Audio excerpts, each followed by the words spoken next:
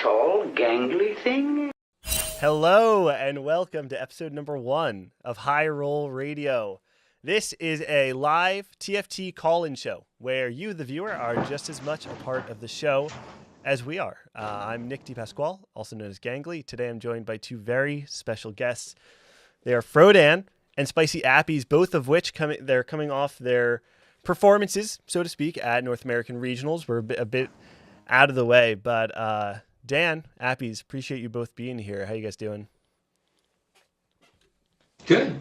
Yeah, no, just trying to figure out what to do with my life now that regionals is over and there's nothing going on in the TFT world for a couple months. So just enjoying streaming, enjoying being on this, watch some Smash as a Pokemon, you know. You don't really strike me as like a Sivir abuser, right, Appies? You're not like Oh, we're just jumping right into it. Oh. No, it's time. We're in the meat of the Yeah, forget how I'm doing. No, we'll circle back to Dan. Yeah, no, I played one game of Sivir today, and someone in chat called me a Sivir abuser. Hence, that I have not played a game of Sivir. But no, sorry, I didn't play it all over the weekend, and then I came back, and I feel like everyone, I looked at Twitter and I started streaming. Everyone was like Sivir. So like every other comment was about Sivir, and then I load into a game, and I just see like 3 Sivir players bought 4, and I'm like, oh, I'm like, okay, it's a fluke. And then like the next like 6 or 7 games, I've seen Sivir top 4 maybe like twice, which I think it's because it's so popular. Everyone's contesting each other and they're all missing and shit. But I don't know. I don't see the issue as being huge so far. But I also haven't played much of the patch, and particularly I didn't play all weekend, so I don't know. I know War is super strong though. That guy is still a fucking menace. Dan, how have you been spending your time since regionals? I've been mainly watching a lot of TFT. I've been watching other regionals broadcasts. I rewatch, of course, my own cast as well, trying to be perfectionist about that. I've been playing a decent amount, climbing on a second account, trying to get 2 accounts of Challenger, and then just use both of them to see like how I'm feeling. Like one of them's like dedicated to learning, one of them's dedicated to sweating, which is really fun because the way it works is usually the account that you use for learning ends up doing a lot better. Because probably the count they use for sweating, you're probably tunneling way too hard in general, or like maybe just like the MMR puts you in really tough ranges, and so the gains aren't as good, or vice versa.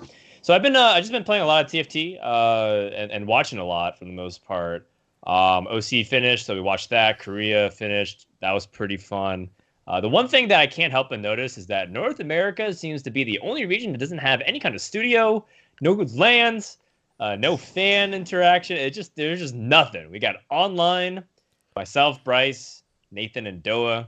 I'm a little bit bummed about that because I feel like every other region got to play and we did not. Yeah, I want to talk about that. But before we do, I just want to explain kind of how this show works for everyone that's watching. So, like I said, this is a call-in show. So the way this works is that if you're watching right now, you can actually call in, give us your takes, your opinions, anything related to TFT, and we'll talk about it with you live on the show. So this is the way it works. In chat, I'm going to be spamming this command. This is how you get into the Discord channel. Get into the Discord. On there, you'll see a Submit Topics channel. That's where you are going to submit your topic. You can, give us your take there. Maybe you want to say, stats are useless. Gangly, stop posting these useless things that aren't going to, actually say anything about regionals. Solus isn't that good. Maybe you want to talk about whatever it is. Give us your takes there. When you're done with your take, go into the waiting room voice channel and mute yourself. Don't deafen, just mute yourself. If we like your take, we're going to bring you in for a quick mic check, make sure the equipment works, and then from there you'll be brought onto the broadcast. So if you didn't understand what I just said, I also wrote everything out in Discord, so it should be pretty clear. So feel free to populate that while we just kind of talk for a little bit until we bring some people onto the show. But Dan, you just talked about us not having the studio broadcast. It actually, I was thinking just the other day about how set 5, we actually did have it, right? The casters were in studio, even though the players weren't. What was that like, kind of going from having the studio experience, which I think was the first time you had ever casted TFT in studio, right?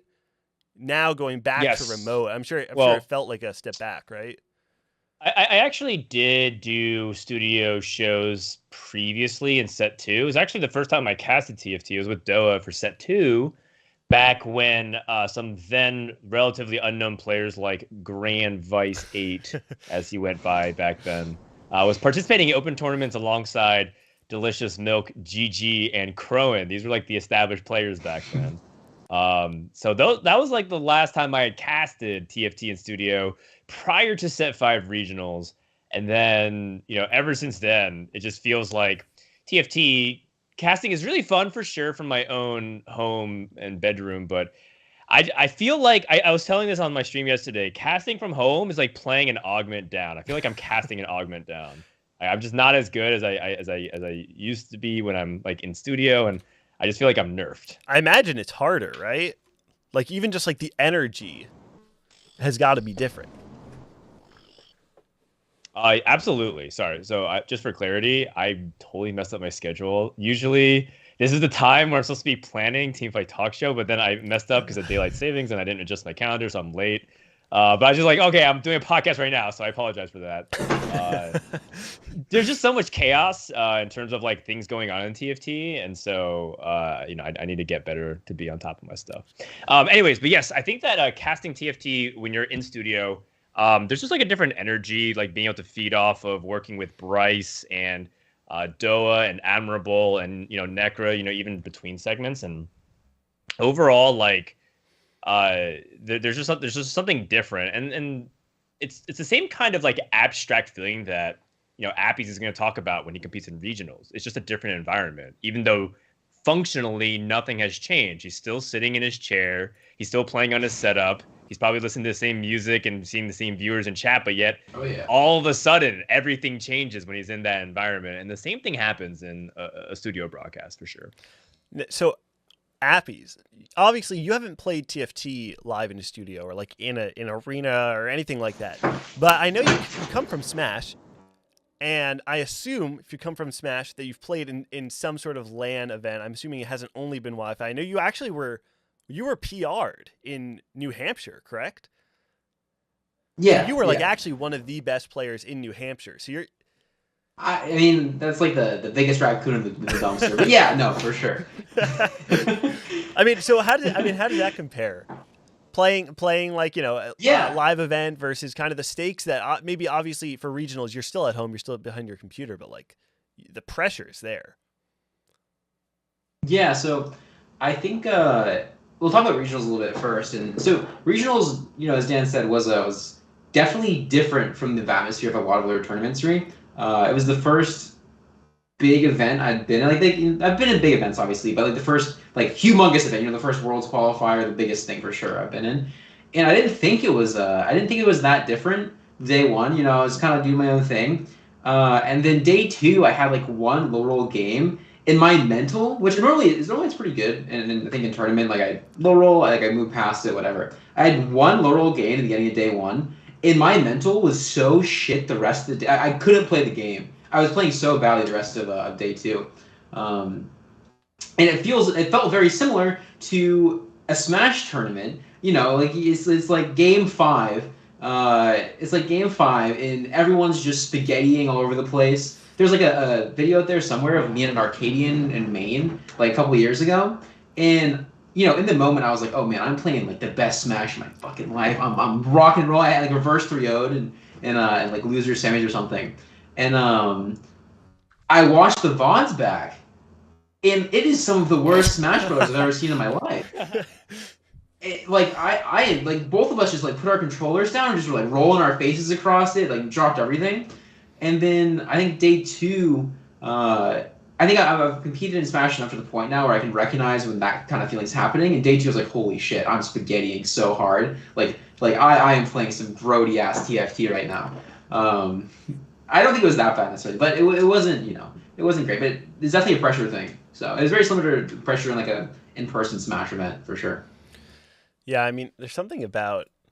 I mean, so I've never competed like super high stakes stuff. I come from Melee. I've competed like some locals, done like decent. It was never quite good enough to get power ranks, but I think everybody kind of has.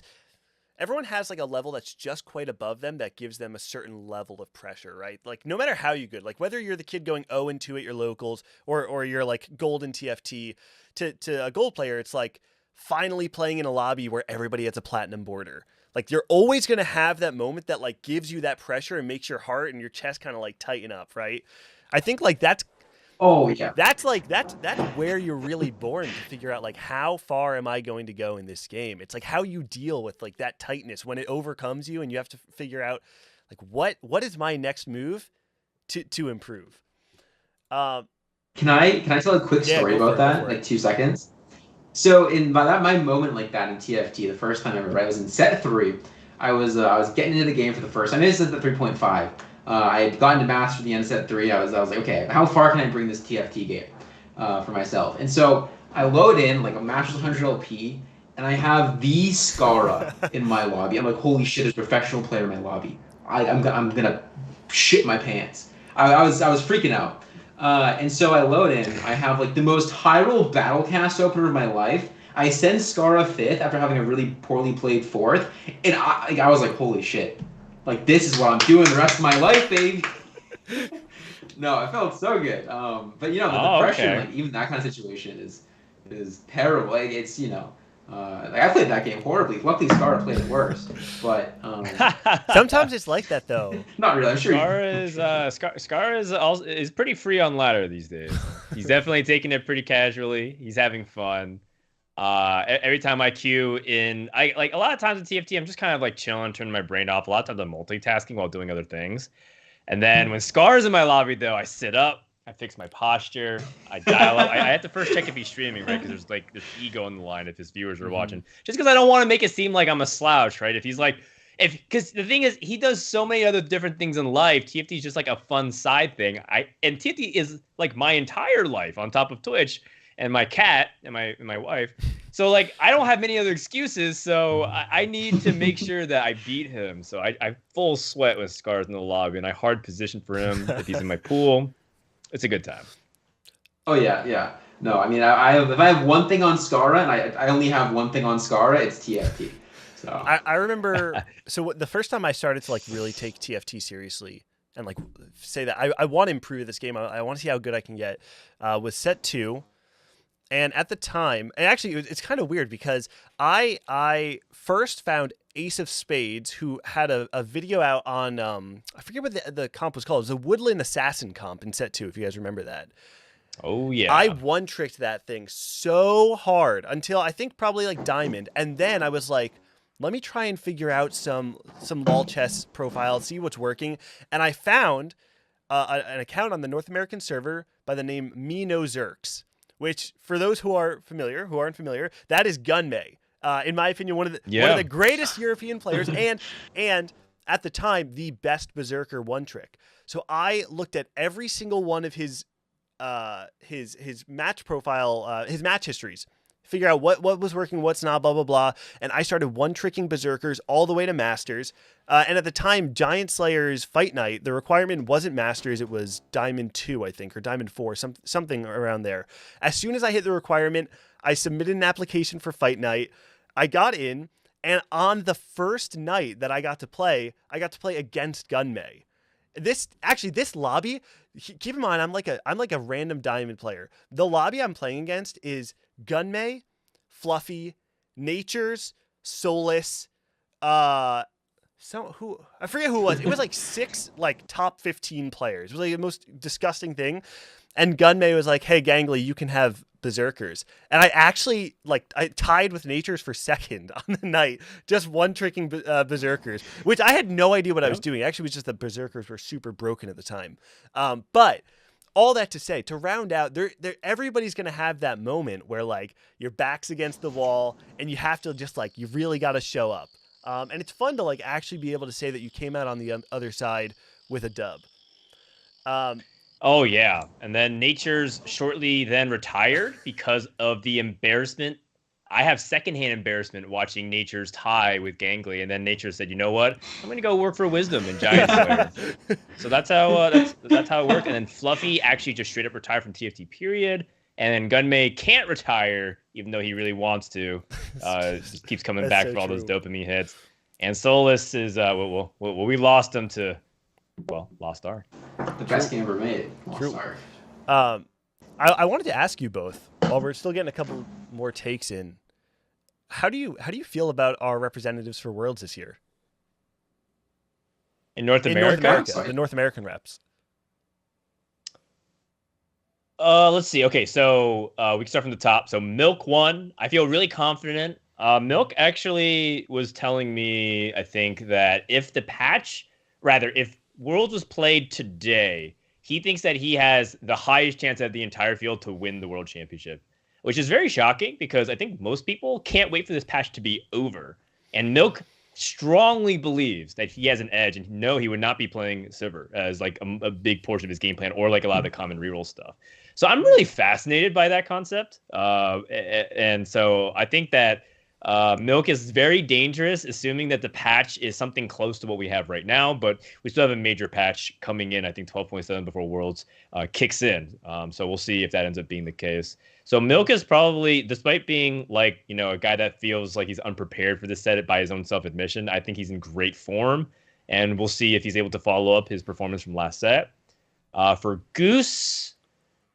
Goose told me that last week was the first time he ever VOD reviewed in his life. And he said, wow, when you watch your own play, you see all the mistakes that you make. Huh, I should do this more often. I'm almost quoting verbatim. I'm not even exaggerating. That's so insane. To which I didn't even know what to say. I was speechless. I say, first of all, that is shocking, borderline offensive that you are this good without VOD reviewing. Two, like, how good are you going to get if you actually start VOD reviewing? Like, I can't even comprehend that.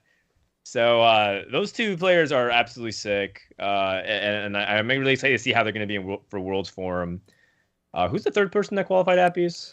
Goobums and DQA. DQA Goobums. Yeah. Goobums. Oh man, Goobums is the best player in North America right now, based on the server. Just like he actually has so many tricks up his sleeve that he didn't even whip out during regionals that may or may not be relevant by Worlds time. But the man has a bunch of tricks and tech ready to go, and that on top of like his solid play. I think over the course of 12 games and 2 days, he played 10 different compositions. And the ones that he was repeating are like Kha'Zix's carry, which is just very unusual. So he's extremely flexible and very technically sound. And then DQA, I mean, when he's dialed in, he's really good. So we'll see if he's prepared for Worlds. But I think he's taking it very seriously. And last Worlds, he was definitely one of the best players there. So I think NA is setting a really solid roster overall.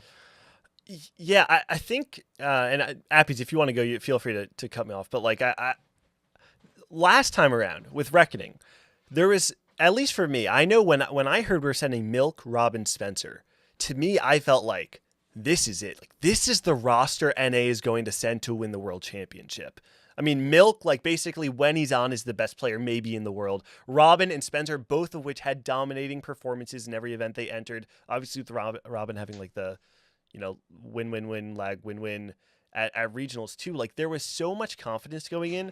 And for me, to be completely honest, something about this group feels a bit more like ragtag than last time. Like DQA not being as prepared as he has been for other runs in the past. Goose, someone who, I mean, even Dan and Bryce have talked about it in Don't Talk If You Don't Know, like this idea that like sometimes Goose just sacrifices the end game in order to have a strong board at the moment, and it oftentimes leads to his downfall in tournament where these lobbies are getting super capped.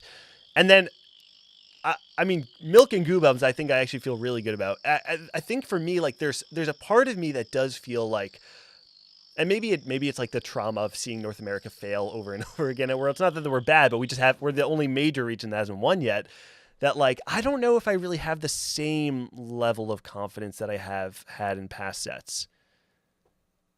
So I want to talk. I want to speak on. I think a lot of the ragtag feeling can be. I think a lot, like the two people who I think people are surprised potentially are there. People who live on the scene who just don't know how good players are Goose and Goobums. I'll talk about Goobums in particular. So I think Goobums is a player who.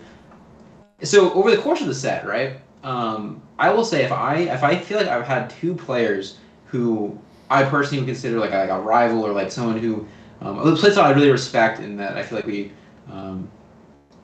Just talking head to head, it's like Goobums and Indico for me, 100%, right? So I feel like I've been paying a lot of attention to how Goobums plays, and like I've been in a lot of tournaments with him over the course of the set. We tied for like qualifier points at the end of the set as well, right? So I feel like we have a decent amount of history, so I can feel pretty confident talking that. I think Gooms is right now definitively the best player in North America. Like Dan said, he's just had his play style is so consistent. You know, he sets himself up to be in a spot where he very rarely low rolls because he sets himself up very well to not low roll. And people he's not a flashy play style, right? It's not like he's not making these like crazy boards all the time or doing these big one turn roll downs like a Spencer or a DQA, but he really embodies this style of TFT of like minimum variance and like minimizing variance and maximizing consistency that like he is so good at it. He's so good at it. He's proven it time and time again this set, constantly at the top of every single tournament. So yeah, I think Gooms is insane. He's going to be amazing. He's not a name that people look at much though, again, because he doesn't have a lot of flashy points to his play, I would say. Goose, on the other hand, is a player who's been, he's been talked down a lot, I think. Not necessarily for no reason, right? Like he's had very, very poor tournament results for a long time, and it was very evident that his play style needed to change. Something needed to change, otherwise he wasn't going to keep up. And he did it. Like, I mean, I've been talking to him a lot recently. And, he's been grinding. He's been sweating his ass off to get to where he is. Him watching Foz for the first time, like, that's insane. Right? I'm so excited to see how... Right? He's so good already. He can really take it to the next level. And he's shown that, like, this set, he really... Especially with everyone kind of sleeping on him, and again, not unwarrantedly, I don't know if that's a word, but there's good reason to sleep on Goose, but he's really shown that he's now willing to put the time and the effort in and to really step himself up to the next level. So I think there's some ragtag feeling to someone like Goose getting in there, but they have really put a ton of work in and taken the next step this set, I feel like. The last thing I wanted to talk about before we start bringing in some callers is the last chance qualifier. Which is coming up eventually, hopefully very soon. And we have all of the representatives for it. They're ready to play. They're loaded into the lobby, I'm sure. They're literally just waiting for Riot to say play. But in Latin America, it's Green Being and Tewisito. NA, Ramblin' and Nico. EU is Jing and Sadi. And in Brazil is Slooper and Euso Lucas, which really stood out to me. Two very, I feel like high profile names in Brazil that actually made it into the last chance profile, the last chance qualifier. I kind of thought before everything got announced that it was going to be like, oh, NAEU is definitely going to take those two spots. And from what I heard of the Latin American representatives, they're both quite good. Or at least they've strong reputations in the region. And then obviously, like I said, Brazil sending Slooper and Lucas. Lucas was Slooper in set 3 Worlds? He was, right? Let me look it up just to verify. I know if he wasn't in set 3, Slooper is a name that a lot of people in TFT know out of the Brazilian region. Euso Lucas obviously making into the world stage. Sounds right. In set 5 as well. It's a little scary. It's a little scary, but I feel pretty good about Ramblin' and Nico. I feel like if NA was going to send two people into a last chance qualifier, I feel good about sending Ramblin' and Nico. I think those are two very good picks. Yeah, no, for sure. I think Ramblin's like an obvious pick. He's right up there like with Gooms, probably in contention for best player in NA in everyone's mind, and for good reason. And then and it goes, he's like the clutch king. I feel like sometimes he's clutch king, sometimes he's not the clutch king. But I have so much faith in him. He's gonna be great. Yeah, I think that North America still has players who are putting their best foot forward, and it feels like when I watch other regions, I'm starting to see the actual depth that North America has that other regions don't. There's like one or two players that are impressive in all the regionals that I'm watching, but it does feel like there's a lot of there's a surprisingly lack of strong players across the board that are consistent in quality when I'm watching like OCE, for example. Like OCE, a couple players made some outstanding plays, but a lot of really bad play, just being very frank. And they were in my chat, like talking about like, yeah, I played awfully this game. I was so nervous. And so it's really about delivering, right? I think more and more we have to move away from what we believe to be peak potential in TFT and start evaluating their current condition a lot more. And I think that we love to talk about what people could be, right? SpicyAppies, right? Appies, his ceiling is incredibly high, but how is he feeling that day or that weekend or that patch is going to matter so much more.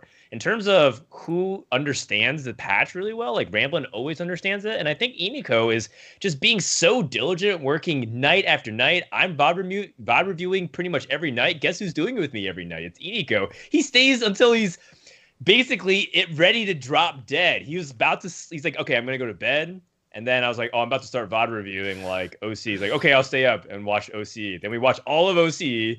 And I'm like, okay, I'm going to watch China. He's like, okay, I'll stay up and watch China. The dude is putting in so much work and effort. And he's really putting in the time that I'd be very surprised if he's not at least contending for one of those top 2 spots, if not winning one of them outright. Man, it would feel so good to have 6 reps at Worlds this year. Can you imagine? We could literally have an all NA lobby. I mean, well, not really, but it's wrapped up. It's for sure. It's a wrap. There's a wrap. No way. As they it's a wrap. It's actually all right. So with that, I think it's time to start bringing in some callers. I'm gonna drag someone in right there, just so everyone knows. If you are in Discord and you're waiting for your take to be picked, just be on the lookout because you're probably muted right now. But I'm gonna bring you in. All right. Looks like we have our first caller right now. Mr. Incredible, thanks for joining us. Where are you calling from? I'm calling from Florida. All right, and what do you want to talk about? I don't think it's that hot of a take, but I'm pretty new to the game. I've been playing for a few months, and I feel like the barrier of entry for TFT is just too damn high. Like, it's just so hard to learn this game. And for the game to be this hard to learn, as someone coming in with at least like 0 league knowledge too, and it's like actually kind of criminal for that not to be an in-game tutorial for this game. What is the tutorial system like? Does anyone actually know? Yes, I've played it twice. The only tutorial that exists is on mobile, and they introduce you to the very bare minimum concepts like the carousel and what these little boxes are, their items, and how to buy champions and what you're going to be doing with them.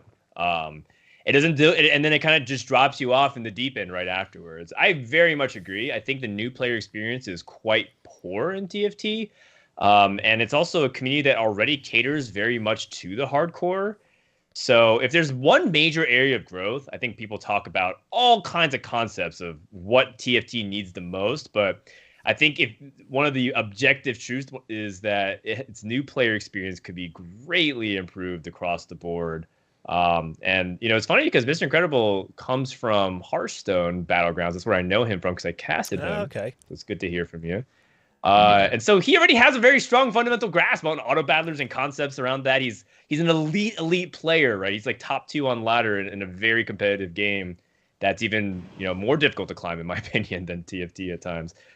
Just because in Battlegrounds, by the way, if you get like 3rd or 4th, a lot of times atop the ladder, you lose. Oh yeah, for sure. It's still 8 players? Really bad. It's still 8? Yeah, it's 8 players, but when you're in like maybe the top 10 or 15, you'll lose MMR for going 3rd. Yeah. Yeah, you have to top 2. That sounds horrible. That's the kind of edge you have to have because they don't have protective LP gains like for a 4th, so you can't play for 4th at all. It's brutal. So he understands it, and yet he's telling you that it was very difficult to get in. I believe it. It was like impossible for me to learn this game. Like I like hardcore played this game, and I would say for a solid like week and a half, I couldn't even recognize the units on my bench because I had zero baseline knowledge. Yeah, so I'd like to chime in here real quick. So a lot of people know a month ago, actually literally a month ago yesterday, I had my 2nd child, which has been great. Yeah, it's been awesome. Obviously, I have not been playing as much TFT, but I honestly, I was really trying to play as much of this set as possible just because I wanted to keep up with content creation. I wanted to do my best for the Don't Talk If You Don't Know panel, which had its own sort of controversy with my solo list pick. But I've played probably 40 something games, 45 games, somewhere around there, which to a casual fan, I feel like is actually a decent amount. I mean, you're talking about a game a day, right? Since the sets come out. I feel like I know nothing about this set. I actually feel like there's still so much, and I'm not like super high MMR. I'm masters right now. Like, it's not like I'm super high up there. There is something about TFT that actually just requires so much time in order to get it. And maybe this is a bit disconnected from what the take is, because Mr. Incredible, I know, is talking a bit more about like the new player experience, but I actually feel like that the disconnect exists at the high level as well, where actually I talked to Frodan about this a couple weeks ago, where when I was having my kid, didn't have like a ton of time to invest into games, I was watching the LCS because I could invest about an hour or two per week into the LCS and feel very connected to the game, feel connected to the competitive scene, feel like I had everything that I needed to know in order to get it, in order to feel like I was a part of it. And in TFT, it's really hard to only give an hour or two a week and get it. This game takes a lot of time. Appies, do you have any thoughts? Yeah, well, also I want to say real quick that Mr. Incredible recently top 3 the Appies community tournament. So as much as he's saying he's had a hard time getting into the game, he's a god. But besides that, yeah, no, I think so. The entrance barrier to TFT, again, like the week to week thing, or like, you know, trying to invest a small amount of time in the game and then keeping up with it is basically impossible, right? Like I play the game full time, you know, 8 hours a day. And then during tournament season, like, you know, I'll play or watch like 12 hours a day, and I still fall behind if I take like a day off. The game changes very quickly. But even beyond that, you know, the entrance barrier is super high, or the barrier to entrance is still super high. It's a problem that I think I've been feeling a lot recently, because my brother actually just got into TFT, and he started in set 6. And he played a little bit of League as a background in like set season 2 or 3.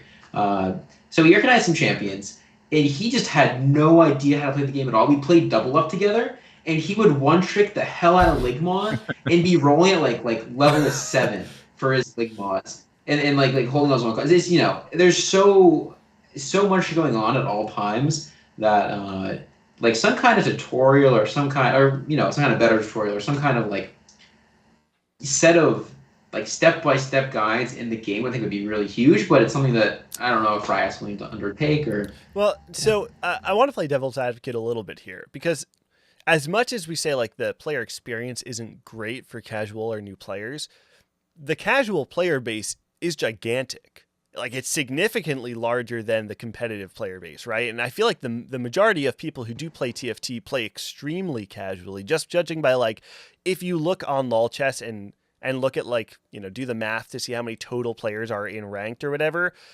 there are a lot of players not investing a ton of time. And I don't really know why, because at least to me, I feel like if I don't know what's going on in this game, it's very not fun for me. But it does feel like something is working for the casual fan, right? No, for sure. I think, so we're looking at it from a competitive standpoint, right? We're like, I think playing the game competitively is very frustrating at first, because you're like, I have no idea what's going on, I have no idea how to get better, yada, yada, yada. But so, you know, just as much as my, as I said, my, like, playing double with my brother could have been painful at times, he was having a hell of a time, just like hitting the D key, hitting his Ligmaws. And, you know, my girlfriend as well got in TFT and like set 3.5 and plays it on and off, and she has no idea what the fuck's going on half the time, and she has more fun with the game than I do. And I mean, she has so much. You know, she's like a Cassiopeia one trick in 3.5. She's like a Hellion one trick in set 5, and if I try to give her advice, she'd say like no, I don't want your advice. I'm just playing my game, man. Yeah, I think that a lot could be done to make TFT more approachable. I think, you know, content creators, I mean, basically what you're describing is a big hole of content, where there's people that could just create introductory courses of TFT, but that does bring to a core concept that's a little bit difficult. Not everybody wants to study for like 10 hours before playing their first game. Not everybody wants to be completely lost and dropped in and left to explore, but at the same time, there is a little bit of magic to it as well, right? Minecraft doesn't teach you how to play. They just kind of drop you into a server and then you just kind of learn to build. And the discovery of how to play Minecraft is pretty much half the charm. And then the other half is like discovering all the crazy like mods and different things that you can do to make the end game feel deeply rewarding and quite vast. And I think TFT has similarities where it's simultaneously like a game that like frustrates and also entices the new player. And I think that it happens on the other extreme as well. It's so enticing to a competitive hardcore player, but it's also exhausting to keep up. And yet at the same time, it feels so tiresome to see the same comps played all the time. And you want innovation and freshness, but then you realize it's only been 4 days. And yet how on earth are we supposed to do anything else in TFT? It's kind of wild. There's so many forces at play going on, which almost makes me feel like it's a representation of what a TFT game is, right? There's so much chaos and uncertainty, and you just have to do whatever you can. So I don't know the correct solution. I think what it is people like me, Gangly, and Appies, it's up to us to help educate a lot of the audience who's willing to listen to us. So maybe that's something that we should be exploring more. I know Gangly actually does some fun shorts on TikTok. Right, you did like a Shaco guy. Yeah. I haven't done him since the baby, but yeah, I used to do like these little 1-minute TikTok guys, and that was the idea. It was like, how do I make something that is catered to the casual audience? Like the guides aren't perfect. Like a lot of the guides I made, even for set 6, were made in PvE, where like people were still figuring out like what the comps are going to be. So like half the comps are suboptimal, but like for the casual viewer, I don't think it really matters if you're giving them the perfect roadmap, as long as you're giving them a path to follow. I feel like that's what like casual content should be, is like it doesn't matter how good it is, because it'll probably work for someone in silver or gold, and at the very least it'll teach them how to look for an end game, how to get comfortable playing a mid game that leads them to their end game, give them a path to follow, and eventually they'll find their way there. Right. So, I definitely agree with the take. Mr. Incredible, was there anything you wanted to add about it? Not necessarily. I think you guys covered it pretty well. Definitely something that you don't need to address, but another huge hump that I had to get over was understanding streamers using acronyms like IE, JG. I did not know at all what they were talking about. Like, it made zero sense. Oh, yeah, but that's now they another, mispronounce layer to things. it. Yeah, they mispronounce things for disintegrator. Like, I don't. Yeah. Deboner. Yeah, I heard is a that big today one. for the first time, actually. Well, it was just like milk, like every Milk. Well, milk he said just- Jerry. What's Jerry? yeah. Zeri. Zeri. It's just- Oh. Just calls it Jerry. Yeah. I mean, there's a lot of that. I would say, because a couple sets ago I made a TFT dictionary video that I put up on my YouTube channel, but at this point, the vocabulary is scaled. Outdated. Yeah, it's scaled way Yeah. too hard. I can't keep up. I mean, you got to do a new one for every 0.5 set at least, like 6 to 6.5 to 7 to 7.5. You can just do an updated dictionary, and it's easy content. True. You might as well just toss in the Twitch emotes too, like the new hot Twitch emotes. Yeah. I need. Like all the double J ones coming out where it's like Dej with DJJ, and it's like the on Dej, like despair. I need, like, there was so go for we it. talked about Smash at the top of the show. It's funny because I think all three of us are very big Smash fans, or even coming from Smash in the past. There was a content group that used to do Smash tutorials, and it would just be explaining concepts, whether super advanced or really basic stuff. And it was done by a nice team of people, headed by one of my friends, Kira. And they stopped doing things for the most part, but I think that would be super valuable, at least to get something out there for TFT players, because when they say go watch streamers, well, first of all, not everybody can watch Twitch that wants to watch Twitch with the live chat experience. It's like, it's not for everybody. And second of all, it's like, that still doesn't help them. Like, who should they be watching? And like, it's like, okay, you should watch Appies, but Appie is only online for a certain amount of period during the day, and they need a little bit more help. So I think that TFT can also continue to grow a lot by just expanding to different platforms. There's like no TFT presence on TikTok. There's no TFT presence on Instagram. There's no TFT presence really on YouTube, in my opinion. Like there's some fun meme games, but not in terms of educational content.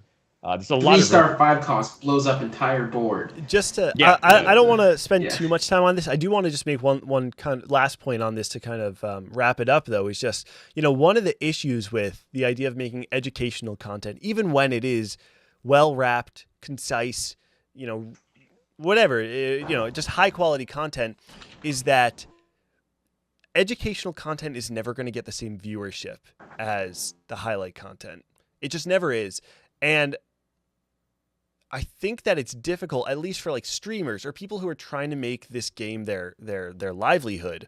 It's hard to justify spending a lot of time to make a high quality, concise piece of content that requires pre-production, production, and then oftentimes having to find an editor who can work with you on it, only for it to get a quarter of the viewership you got from uploading a VOD. And it is difficult to do. And to me, I actually feel like that's where like finding outside investment or like finding a way to make it worth your time, or just people who are like super passionate about it and don't need to rely on it for income. It is important, because it's hard to ask the streamers to make that kind of content because they are running a business, so to speak. And to ask them to spend time doing suboptimal things on their own channels when they're trying to grow, to me, I think isn't necessarily fair. So it's hard to find that balance of how do we make this content that's going to be educational, that's going to be useful, but at the same time can allow a streamer or a content creator to grow. And I don't know the answer. And that's something obviously with my own YouTube channel, I've tried to, kind of find that answer. I think it's just a long process, and I do hope to see the new player experience improve in the future. So Mr. Incredible, thank you so much for the call. Before you go, is there anything you'd like to shout out? Not really. Just keep watching TFT, everyone. And All right. Thanks for having me. All right. Thank you Peace so out. much. All right. Nice. It's only a matter of time before he's a player that we talk about as an up-and-coming competitor. I think when I watched him in tournaments, he was making some really impressive plays. Really? So, oh yeah. I mean, I don't cast Battlegrounds right now, but when I casted it last year with Admirable, it was really good stuff. And they actually just hosted their tournaments, so Battlegrounds has some high-stakes stuff. Personally, I prefer TFT right now, but I mean, he clearly has a good mind for it, so I'm sure what we talked about. He's already finding success. So. Yeah, so you said he won your community tournament? Or he top He top 3. I think he got 3rd, if I remember. But it was like a pretty big field, and yeah, he just was popping off the entire day. It was like by like 1 or 2 points, he didn't win. So he's been the god. Let's go, Mr. Incredible. All right, well let's keep it going with our next caller. I'll bring him in right now. All right, Lear is here. Lear, Mike's muted. All right, you're good. All right, how's it Lear, going? where are you calling in from? Edmonton, Alberta, Canada. All right, a Canadian, up near Appies territory, technically, I guess, a little bit. But Something like that. Lear, what do you want to talk about on the Is show? Appy's Canadian? No, he's New Hampshirean. Oh, because that would He's explain a England. lot if he was Canadian. Okay. Just Would because it? he's nice. It would. Yes, it would explain your demeanor. Yeah. So the take I wanted to talk about is just that I think I legitimately think that major content creators being overly negative about the game and talking about how results are mostly RNG and not tied in with your skill as a player at the top level is actually a really bad thing for the game, and it negatively affects the perception of the game to the degree of even harming TFT's growth and success. I think it was just for like one example, I think it was just last week, a certain popular streamer in front of his thousands of viewers said, this game is all luck. Anyone can go pro in this game. Even if you're hard stuck gold, if you get lucky enough, you can make it to Worlds. So I just think stuff like that is not the best. Yeah, Frodan, you want to take this? I know exactly what you're talking about, and it's not just last week. He says it every day. So, it's definitely something to take in context, right? Like, it's one thing if Appy says it. It's another when Soju says it. And so I just want to clarify that it's something that's part of what he does. He complains, he rages, he gets upset, and that's why people like to watch him. So I actually have my opinions on this waver back and forth. My first instinct is to agree and say, yes, you know, setting a bad image into impressionable viewers' minds is a really dangerous thing to do. And it's not necessarily just about the state of the game, but about a lot of stuff, right? That's why it's disappointing when creators, fall for scams and try to promote really shady type of behaviors, or when they do something that's considered to be morally questionable, whether or not they're stealing or they're like supporting like a really bad political stance or whatever.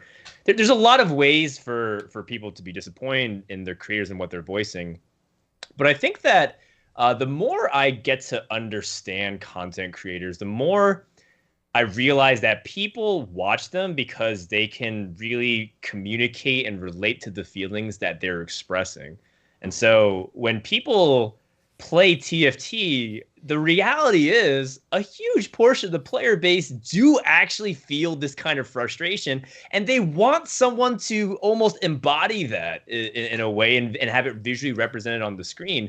And that's what makes it really fun. If TFT wasn't a game that had high variance and didn't have ridiculous high roll, low roll moments, then this kind of behavior would, one, be completely like untrue, and people wouldn't really respect that opinion. And two, it wouldn't even be a popular thing to say, right? Like, take this exact situation and put it in like a Valorant streamer perspective. If they just complained that entire way, like they'd be laughed out the door. But in some ways, it does reflect the way a lot of the viewer feels. So the summary of this is that I think that yes, it does damage the image in some of the minds of the people who are really impressionable, who can't really see nuanced perspective. But on the other hand, it's almost a byproduct of the game being as big as it is. Because I don't think we should ever ask, especially content creators and streamers above everybody else, to kind of fake their feelings or like repress things or just not be able to speak their mind. And I think that this kind of community rallying behind somebody that's like as outspoken as this is just really commonplace in any game. It's not necessarily just TFT exclusive. So I would say that overall I'm okay with that being the like that Soju is like this. I do wish that he would reel it in every now and then, but I think that ultimately he brings a lot of good with what he's trying to do, and the fact that he can be himself and still express honesty also makes the highs really good, because what you're not seeing is how often he's praising the game. I mean, the dude just played 10 hours on a pretty bad patch, just being very objective. I don't really like this patch very much at all. And he was the first thing he did was try to promote smaller streamers, which is very healthy for the community. And then he queued up another game with other people who are streaming and saying, I'm just having so much fun. TFT is really fun. And so, like, I think people don't highlight that enough. They just look at the negative. And I think it goes both ways. If we're going to be holding people to standards of saying, like, please, be careful about, like, what you say, we also have to understand that there's times where they're also being very positive and helpful for the game as well. And we have to treat them as humans, not as, like, puppets and robots that need to say everything perfectly. Yeah, just to kind of bounce off that, it does remind me actually. Obviously we're talking about Soju in this specific example, although it applies to many other people as well. But it reminds me in set 4 or 4.5, I think. Yes, at 4.5, Soju was very vocal on stream, but just about how he wasn't feeling that the game was in a very good state. And at the time, I had actually scheduled an interview with him. He was one of the first interviews I actually had ever done. And in the interview, I asked him something along the lines of, I know you've been really negative on stream about how you feel about the game right now, but is it safe to say that you still enjoy TFT? And Soju, I remember thinking the way he responded, it was almost like he couldn't believe that I suggested that he doesn't actually love TFT, even though on stream he was being very negative about it. The thing is, and it kind of goes back to what Dan was saying, I think the nature of like a high variance game is that there are such like a high and low of sometimes feeling like, yes, even when I make a mistake, sometimes the mistake I make doesn't actually warrant the end result, where a small mistake can lead to an 8th, but a small mistake can also reward you and end you up in a 1st. And sometimes that's just how the game goes, and it's really hard to kind of, feel stable about that. I do generally agree, though. I think that it is the responsibility of any public figure to be aware of the power you have. And I think that there's a balance of like recognizing people are human and understanding that like this platform is an extension of who they are and how they're feeling at the moment, and that's okay. But at the same time, when you do have all these people listening to you, I mean, you have a responsibility to what you're feeding them. Appies, obviously you're like the streamer of the three of us here. Like, what are your thoughts on this? Yeah. I don't know if I can put it any better than how Dan put it, but I think Soju really has his. So streaming is like entertaining, right? It's entertainment. You're creating content.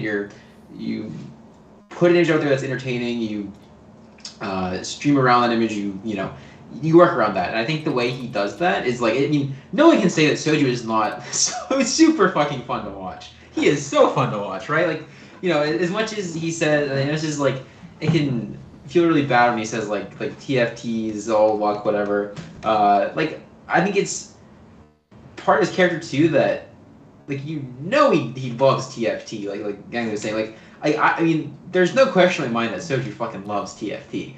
You wouldn't play a billion hours of the day if you loved TFT, right? Of course, I think I'm framing in a way that makes it sound like kind of irresponsible almost to just create this entertaining character. Not that he's not that he like everything he's on the stream is a character or anything, right? Like I think that is Soju.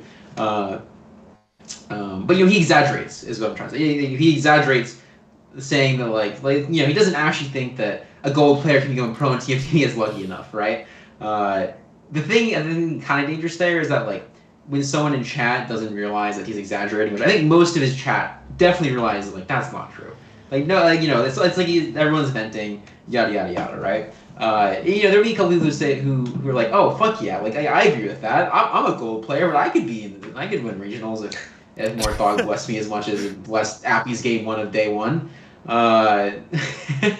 But I think the amount of people that do feel like that, or they do take him at face value, are very few, far between. I think like there's a line that gets crossed every now and then, not just by him, but by any TFT influencer.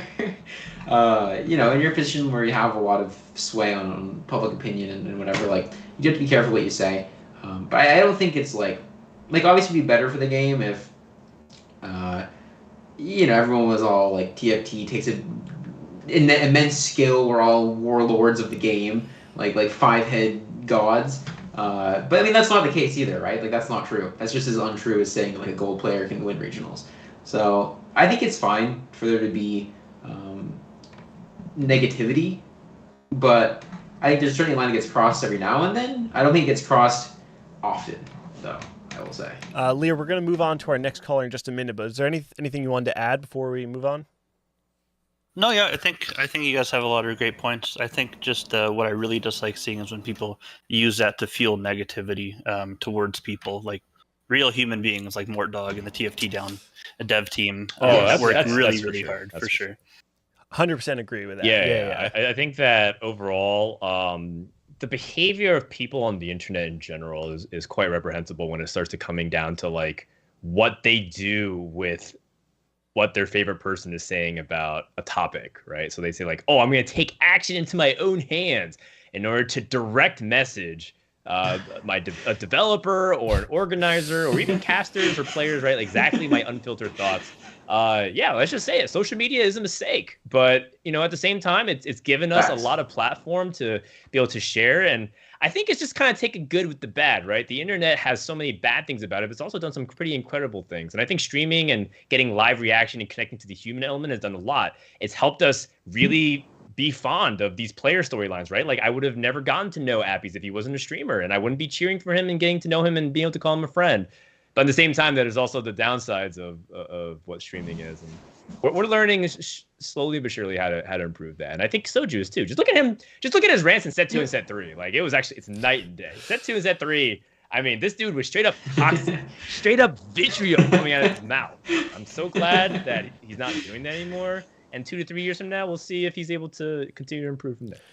Lear, anything you want to shout out before we go? Perfect. Honestly, shout out to streamers like Appies and Asa, Ram, Kev, and honestly so many more. I can't even mention that. Just spread love in their communities and show how fun this game can be, because the TFT community is honestly awesome. True, it is. Agreed. Thanks for all you do as well. Yep. All right. Well, take care, Lear. Can I do like an opposite of a shout out real quick to this one guy on my games who said he wanted to go to Mordog's house and punch him? Because that's the kind of guy who embodies the opposite side of it. Yeah. Anyway, that's just say that happened. Like some guy in my game just said he wanted to go to Mordog's house and punch him because he low rolled his game, and that's fucking insane. Like yeah, that's that is messed up. That's a reverse that's shout out. psychopath. I mean, it's actually insane. That person. Yes, is yeah, it's restraining psychopathic. order. And I also find it hard to believe that they would even be able to bring themselves to touch grass to go outside to find Mordog's house.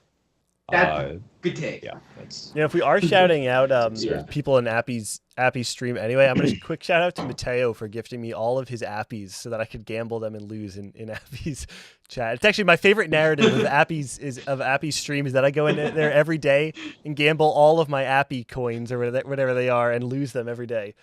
All right, let's Like the bum outside the casino. Everyone just was like, "Here, have some money," and you go and then spend them and walk out. Let's move on to our next caller. Hypnoticus is here. Hypnoticus, where are you calling from? Calling from Wisconsin. Wisconsin. Very nice. Well, what do you want to talk about? My topic is. Hypnoticus, where are you calling? Sorry, I had a little bit of echo there. My topic is a mini tournament mode within the UI of TFT. I'd love to see something where, like on the TFT page, they'd allow you to join like a tournament lobby based on like your rank. So it's like 0 of 8, and once it fills up, a tournament would start, just like other games like MTG, Pokemon, stuff like that. And you'd play 3 games and win prizes based off of your finish. And there'd actually be some sort of entry fee, like tickets that you could either buy with real money, or the battle pass would give you some tickets, something like that. I think it'd bring something else to the game, and I think it'd be a lot of fun for people to like join these mini tournaments that could happen at any time. Okay, so one of the things I love about this is that we kind of talked about this idea before, the disconnect between the casual and the competitive TFT player. I love the idea of introducing the game as a competitive esport to someone who just wants to play through the client.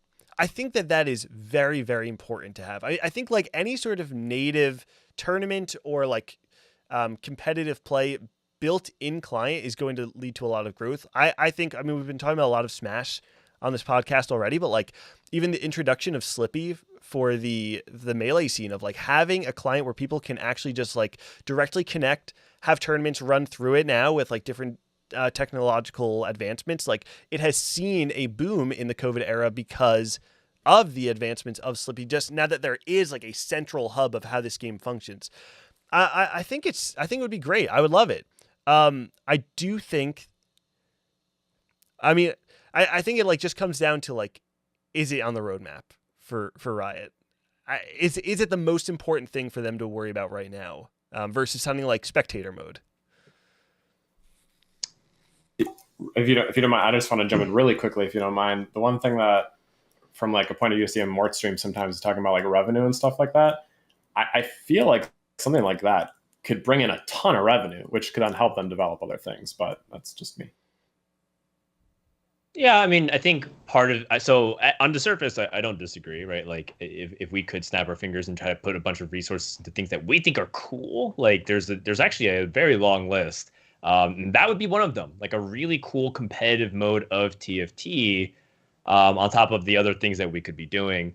I think the unfortunate reality is that if it was something that they felt confident would be as lucrative as you're describing, they would have already done that.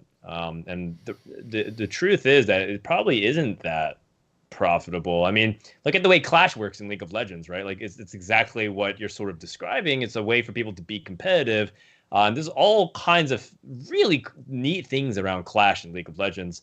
But it just doesn't seem like they've tried to do so many different iterations of it, and now it just comes back seasonally. And so it is something that I think, to your point, is deeply needed. I think there is a huge chasm. Like, to say it's a gap is underselling it. It's a huge chasm between a casual player that wants to be competitive. There's almost nothing for casual competitive, casual hyphen competitive. And there's really nothing. It's pretty much just grind to challenger. And then when you do that, you have to find out ways to entertain yourself to try and push further beyond that. There really is nothing there. And so I think what you're describing is we need something for we're missing a couple steps along the way instead of just trying to ask people to watch maybe a tournament and be inspired to try to compete in it.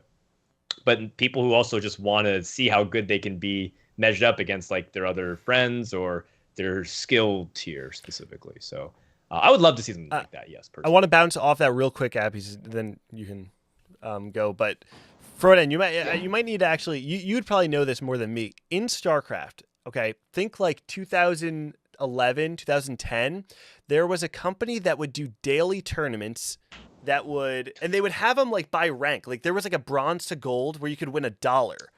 Do you know what that was? Yes, I casted those. I entered those all the time. The Playhem tournaments. I used to. Yes, that was actually where I got my casting start. So sick. Believe it or not, it was one of the first like regular gigs as a caster that I used to have. It was like, it was the Playhem daily, and it'd be like exactly what Gamely said. It was like there were skill tiers. It was like bronze to gold or platinum, and it was like a $1 prize to the first player's winner. And then there's like $100 for like a diamond game, and then like $1,000 for like a masters and above tournament. There's just a lack of community tournaments in general in TFT, and believe it or not, there's actually a decent amount still happening. It just doesn't get a lot of attention. I think the Aegis esports people host like weekly tournaments all the time. They do a lot of work. Yeah, they're great. I used to enter them every week. This is before, so there's like this. It was right before like sets. I got kind of like stuck in this like grind tournament cycle for set 6 and 6.5 because all the big events started happening. But no, they're amazing. Like they run their events like very smoothly. There's one night things. They're actually running a league right now. It's like an ad. They're running a league right now. It's like a multi-week thing that a lot of people from my chat are playing in. And they're all having a blast with it. I mean, there's like Dan said, there are a lot of grassroots events out there. It's just like Boise's events are amazing as well, right? Yeah. In these events, I think this is a problem with TFT tournaments in general right now, is that there's like no way to hear about them easily. Imagine like regionals. A lot of people probably didn't even know that was happening because it's like it's not on the Riot client. Like Riot doesn't tweet out like, hey, TFT regionals are coming up. So you have to be following, Morthog on Twitter and then looking at the competitive subreddit over and over again every day to know when stuff's happening, unless you're actually competing. So yeah, I think a tournament system like ingrained in the client would be amazing, but there's definitely a lot of steps before we'd ever be able to get there, right? Like I think the tournaments outside of the client are so undersupported by Riot as it is that it's hard to. It'd be hard to see that happening before like all these other problems kind of get ironed out. And Hypnoticus, we're running late on time, and I want to try and get one last caller in. Before you go, is there anything you'd like to shout out? Yeah, I mean, shout out to streamers in general. Like this just brings a lot of fun and entertainment to it. I mean, like I watch Appies all the time, so shout out to the SpicyAppies army. I mean, people like him drive me to make YouTube videos where I take Seven Nation Army, write TFT lyrics to it, and put a video up on YouTube and sing it to his chat. So I mean, stuff like that is hilarious, and it's a lot of fun to be a part of the community. Awesome. All right, well, Hypnoticus, thank you so much for joining us. We'll see you later. Thank you, guys. All right. He did that before regional. Was pretty sick. He did really good voice. So he's singing them, or he had you sing them? He's singing them. He made a video. He's performing. He wrote lyrics for like it's pretty. Yeah, it was insane. He did for GB. We've got one last caller before we wrap up the show, so let's get him in here. Jake, I actually don't know how to pronounce your actual username, but Jake is here from Legends TFT. J.W. Lindell. Your mic's muted right now, though, Jake. Jake from State Farm's here. Oh, snap. Always want to meet him. Jake. Oh, no. All right. It seems Jake might He's be muted. just disconnected. I know he's having some power issues. So I think I'm gonna move him back then. I believe there's no one else though. I think that might be all we have. I'm just gonna wait for confirmation from Blind on that real quick. But while I'm waiting for confirmation to see if we have anyone else that was waiting in the queue, it's been pretty cool to hear from everyone. Actually, this is fun. I feel like this is the first time like streamers get to hear the voice of the viewer, like live on the call.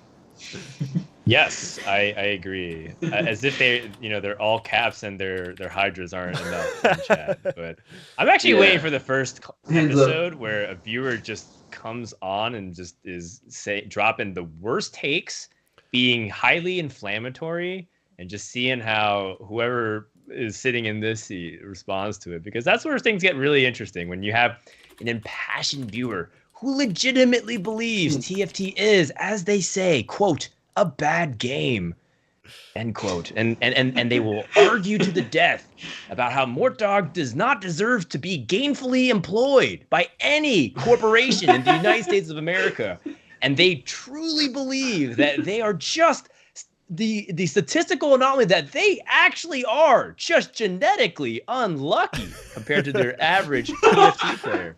I want a viewer to come on the show and actually argue. If not, I just want to see it for the lull. So if that happens, you gotta let me know, Gangly. I'm gonna be watching it on video. Yeah, of course. All right, it does look like we have a caller. It's not Jake from State Farm, but it's the producer himself who actually said he has a take. It's Blind. Blind is here. Blind, where are you calling from?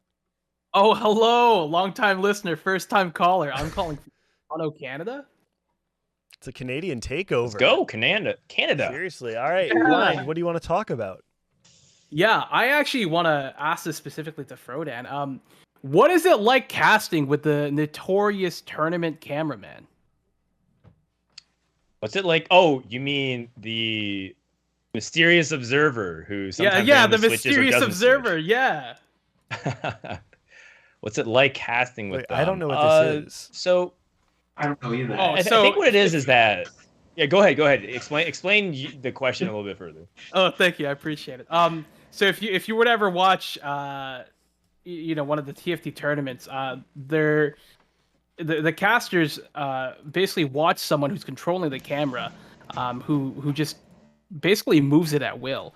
Like for example, we'll be playing Mercs, and we're on 11 loss streak, and it's great, and we cash out, and then we see the chest just open and all these orbs drop out, and then the camera just pans off to the next person. Okay. And this is just kind of like a reoccurring theme. Like if you just watch Twitch chat and like Appies, you probably never experience this because you're always playing in the high elo tournaments. Twitch chat's always just egging on the camera guy. But I wanted to know, like, as a caster, are you prepared for that? Are you ready for the camera to just pivot, or is it more like you just kind of roll with it when it changes? I mean, emotionally, I prepare myself, but I always hope that's not the case, right? It's like a parent situation with your kids. You just really hope they make the right decision, but you're just so prepared for them to not. And I feel the same way about observing. I'm not even a parent. I have a cat, and that is nowhere near the level extent of actually nurturing an infant. But yeah, like it's you basically set yourself up. Casting is no different than playing. You have to be prepared for any kind of situation that comes up, and you can't truly ever practice everything ahead of a cast, but you can do as many situations or prepare for as many situations as possible, and that's ultimately the best way to go about it. Observing is the same way. We've given a lot of heated feedback. I'm probably the least liked person in the post-production meeting, because if they say, do you have any final thoughts? I will rattle them all off. One time I kept the production for an extra 5 minutes straight of just talking about everything I wanted better. So, if people feel like after the cast, we just kind of throw our hands up and say, yeah, whatever, we're done. That's not true. We give a lot of feedback, and, God bless the people at Wisdom. They had to deal with us because after 6 hours of casting, we're really tired. So I don't think we're actually filtering or being as polite as we should be sometimes. And they're very gracious about it. Observing TFT is really hard. And I also think that it's a different thing skill you have to learn. Just because you're good at TFT doesn't mean that you know the important moments in the game just by reading what's happening through HP totals itself too. Like, okay, top challenger players, they barely even scout, and you're telling them that you're asking players who are not even at that level to be able to understand the flow of nuance of storytelling through just visual like control of the camera. It's very, very difficult. The one thing I told the observing team is that not everybody is the main character in a TFT story. It's okay that some tournament games we're not going to show anybody. There's this one game that happened in regionals that I think I'll remember for the rest of my TFT casting career. It was Robin making a 1 HP comeback from Mercs, where he basically had to play like Renata 7 Chemtech, and he was just stuck in this because he couldn't really pivot out of it, and he was at 1 HP. And his board looked like he was gonna at best like scrap together like a top 4 or like a 5th, but slowly but surely, systematically kept eliminating one player at a time. In that game, there is only one protagonist, and it's Robin Songs. Everybody else is a side character. I don't give. Am I allowed to swear on this podcast? You're good. I don't give a shit about DQA and his random Hextech board. Yes, he was playing Hextech Sivir before the 12.6 patch, but like he's just a side character, right? Cool. Best supporting actor goes to DQA. Robin Songs is the main character of this story, and we didn't watch him till the very final moments of the game, and that is a travesty, in my opinion, because we missed out on this really cool, like, come from behind victory that you almost never really see, like, at like being that dramatic, having an unusual situation. So I'm trying to like communicate these things to the observing team, and I think they took it to heart. They're like, yeah, actually, it's a really good point. Sometimes we just gotta say like, hey, we haven't seen Appies all game, and yes, he does something really cool, but he's not the main focus because he's probably not going to win. He's probably scrapping together like a 4th or a 5th. We should be focusing on what's actually the hype and the really important stories. And once we start nailing that down, TFT tournaments are going to level up again. All right, let me reframe this real quick for Appies though. Appies, was there ever a moment in tournament where you were like, I can't believe they didn't show that on broadcast? Okay. I think there's been like one game where I felt very strongly about this was the whole beginning to mid game of that blue buff Chemtech Spat Gnar. Like they didn't give a shit about my perspective. Yeah. And that game was fucking cool. That's all I'm gonna say. That game was wild. And they just like they I remember they panned on. I've watched the main broadcast for it, and they panned onto it, and you and Bryce Dam, you're like, what the fuck? Where did this?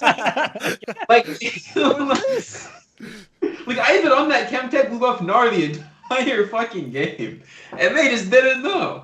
But no, I think in general, I'm like, I don't know. I feel like I feel like a lot of the cooler things I've done have been caught on camera most of the time, which I'm very grateful for because obviously it helps my brand and like I'm happy about it. Like there's like that big pivot in Challenger series with like the Imperial Spat zigs and shit, which is probably one of the cooler ones. And I mean, I've been pretty happy in general with my broadcast time. But I think I've been very lucky that because I've been an upcomer this set, people like, eyes have kind of been on me, and so people are a little more interested in my boards, and I've been very lucky to have that. But I'm sure there's a lot of storylines that we've just totally missed out on in these bigger tournaments because they don't see Chemtech Spat Blue Buff Gnar until like 5-6 when they're about to die. So, but I mean, I think it's a learning process in general though, right? So I mean, I'm sure I'd be a really shitty. I'm sure I'd be much worse than they are. So I can't really. I want to wrap this up quickly, but I just want to add one quick point, and I think Dan kind of talked about it before, that this idea of like a good player doesn't make a good storyteller, and I would even say someone who's good at play-by-play doesn't necessarily make them a good storyteller. I think like storytelling in of itself is a skill that an observer probably needs to have, but also that a production team needs to have. And there's a lot of different parts that go into that. I think even on a macro level, the idea of like having a pre-show or having content pieces that are coming out beforehand that are kind of setting the stage of like large picture, big picture storytelling that you can kind of follow game to game. And when you actually have a moment where these stories come alive and start to actually culminate before your eyes, you can actually call that out on broadcast. And I think that makes it a lot easier for an observer.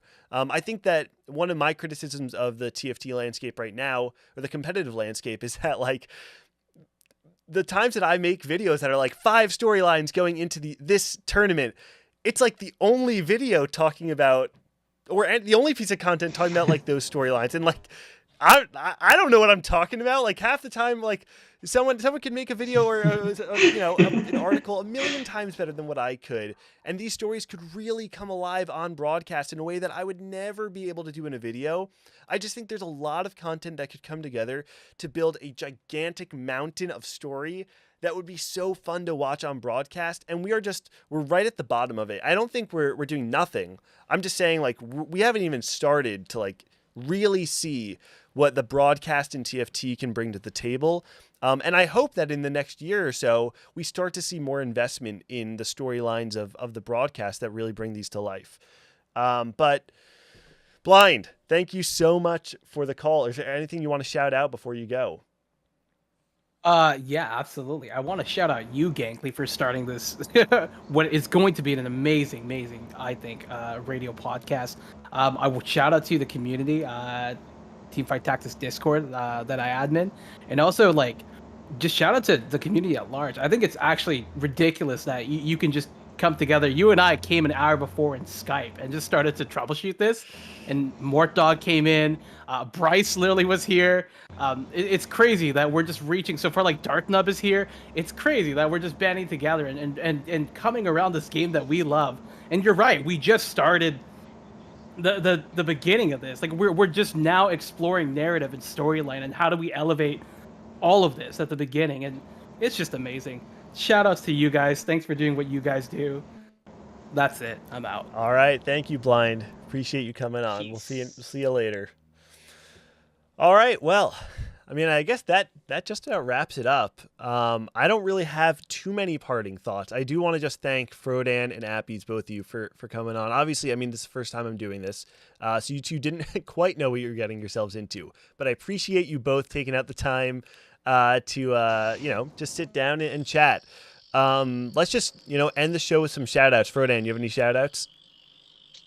Yeah, I want to give a shout out to Gangly because there's no free lunch. Now I expect him to be helping out with Don't Talk If You Don't Know. We're probably going to do... So Bryce and I talked about doing an episode before Worlds, but that does require us to do exponentially amount of work in order to be able to understand the players in the regions.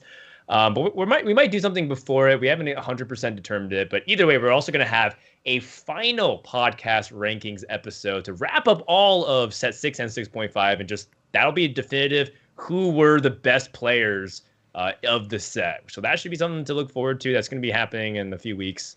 So make sure you don't miss it. All right, Appies, any shout outs? Sweet, yeah. I was shout out to Gangly. It's been amazing. I mean, you're the biggest homie, the big other Smash player, and the other Smash fan that I know. Frodan's also into Smash, but I've talked to Gangly a lot at length about it, so I'm biased here. And big shout out to Traverse Sides Podcast. Josh and Kev, we do it every Friday. Another podcast in TFT space. I'm really excited to see where this goes. It's going to be amazing. I do want to lay down a quick gauntlet, by the way. This is going to get real for a second. So today on Ladder, Dan was on his Smurf. I didn't know it was a Smurf. He took my LP. The next person to message me on Twitch with any proof that they took Dan's LP, I will personally give this up. So yeah, just quick gauntlet. Just video proof or image proof that you took his LP. Dead or alive. You can take my LP. You can take my LP, but you know what you're never going to be able to take from me, Appies? My starting item on Carousel. Oh, shoot. You're never going to be able to do that. I'm getting there. Bryce showed me, he talked me through the tech, the momentum. My Carousel's gotten so much better. It's gotten so much better. I promise. I don't believe you. Last thing I catch these hands. No. Watch. If you watch my Carousels at regionals, they're actually clean. Like I slide right into Rod every time. Wave dashing your way into the carousel. I see you. Yeah, basically. I meant to point this out at the top of the show and totally forgot that I actually collected every active North American podcast host in order to make the first episode of this podcast as successful as possible. So I appreciate you both falling for the tech. But shout out to Frodan and Appies. Shout out to everyone who called in today. Seriously, it was so fun to actually get to talk to you all. Hear some takes. Hope we get to do this again. My goal is to do this at after the last chance qualifier. So I wish I had a date for you. I have no idea. Hopefully it's before Worlds. But we will have another one of these High Roll Radios. The goal is to have it bi-weekly. Hopefully it works out that, that's actually what the schedule is. But I mean, other than that, that's really all I have. So thank you all for listening to episode 1 of High Roll Radio, and we'll catch you next time.